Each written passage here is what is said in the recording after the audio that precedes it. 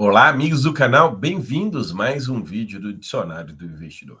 Pessoal, esse mês de setembro, quem me acompanha sabe que os meus tempos foram reduzidos, porque teve viagens de negócio, teve viagem de férias, afinal, eu também sou filho de Deus, mas eu cumpri ao pé da letra fazendo o nosso Day News diário. Às vezes com alguma dificuldade de hotéis, de iluminação, de internet, mas eu cumpri ao pé da letra. Mas eu deixei para trás muitos relatórios gerenciais e principalmente de fundos imobiliários que eu gosto, que eu acompanho e eu tenho na carteira.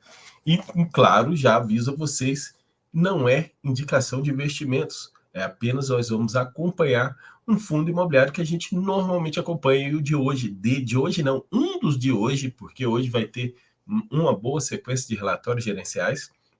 Estou atrasado, lançaram esse relatório lá pelo dia 8, 10, por aí, e só agora estou fazendo a leitura dele, é o RECT 11. O RECT 11, que eu vou começar falando dos dados dele aqui, usando o site Fundos Explorer, onde a gente mais facilmente consegue encontrar os dados, mas tem outros sites bons também. Aqui é questão de hábito que eu tenho. Ele, R$ 61,00 é a última cotação, fechou ontem. 50 centavos dá um dividendo de 0,79%. Para mim, para um fundo imobiliário de tijolo, 0,79% é um bom dividendo. Atualmente ele está com PVP de 0,65%. A cotação dele, se a gente pegar aqui para dar uma olhada nos últimos 6 meses, nós vamos ver que caiu para caramba e de julho para cá vem uma sessão.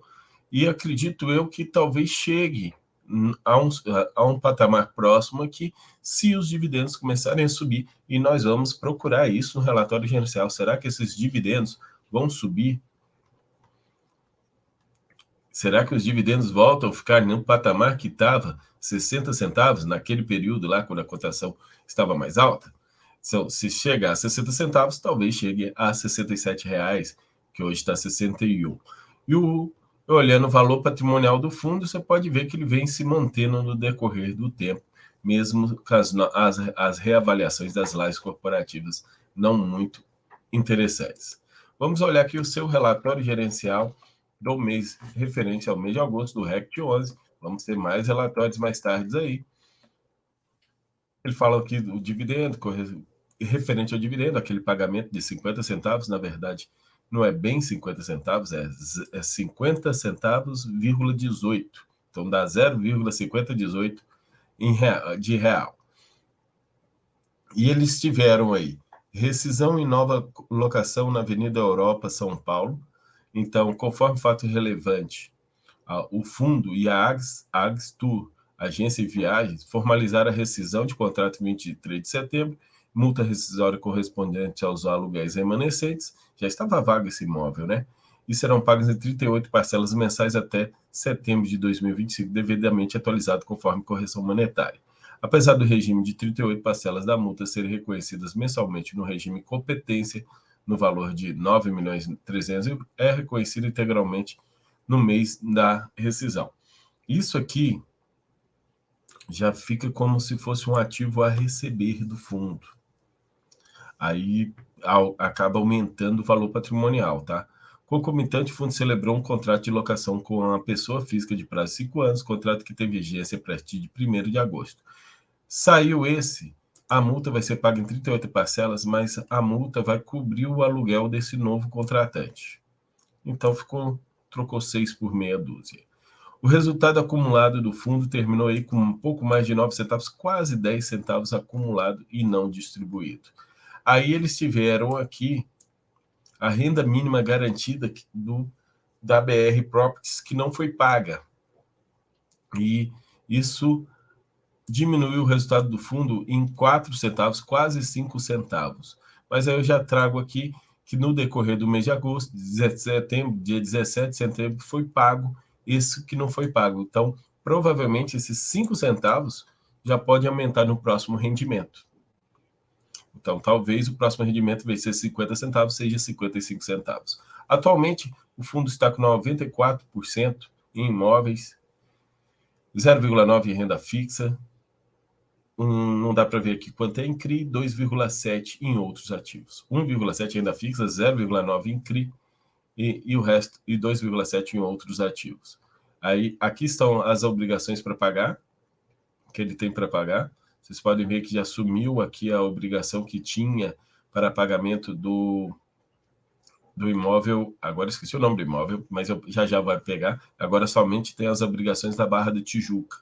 Então já diminuiu o passivo do fundo, era maior, 226, 230, por aí. Agora o passivo do fundo está em 206 mil. A subscrição foi utilizada para quitar o ativo do fundo. O passivo do fundo, uma parte do passivo do fundo. Era do Evolution Corporate, era o passivo que foi quitado, que eu estava tentando lembrar.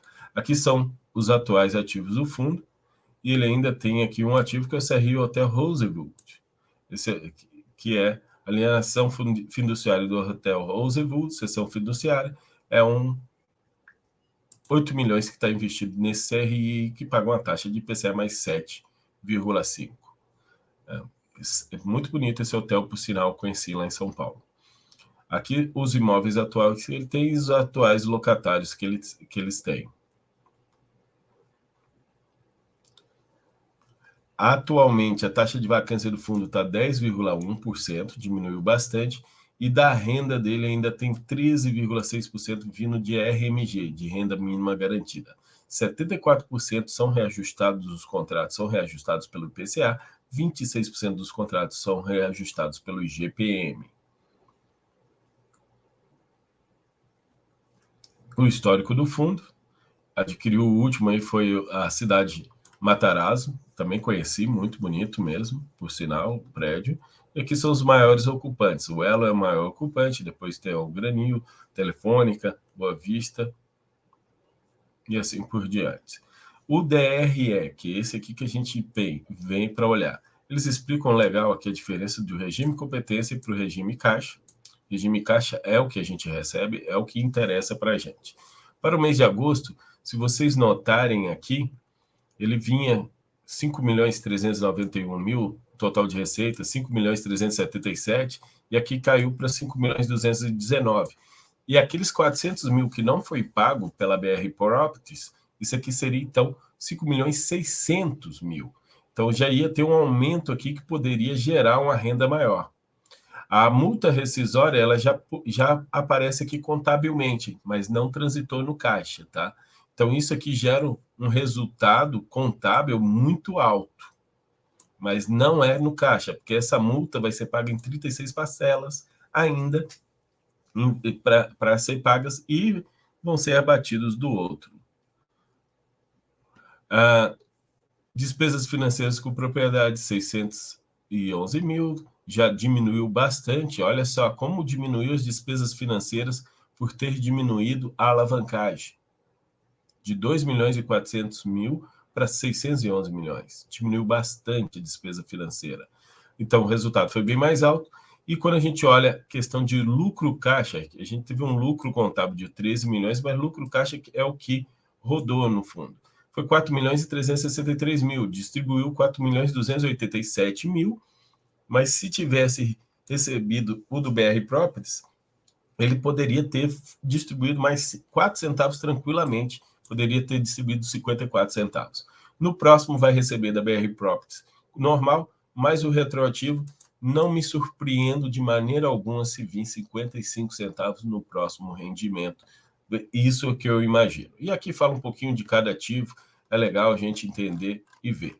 Mas estamos chegando agora a setembro, depois outubro e novembro, não podemos esquecer que em novembro do ano passado, esse CRI, que é passivo do fundo, que está bem aqui, que é o da Barra da Tijuca, ele foi dado uma carência de pagamento de juros até novembro desse ano. Então, ele vai voltar a pagar carência de juros aqui em novembro. Aí deve cair o rendimento por volta de 9 centavos. Então, por isso que eu acredito que ele tem que subir para 10 centavos para depois cair. Tá certo?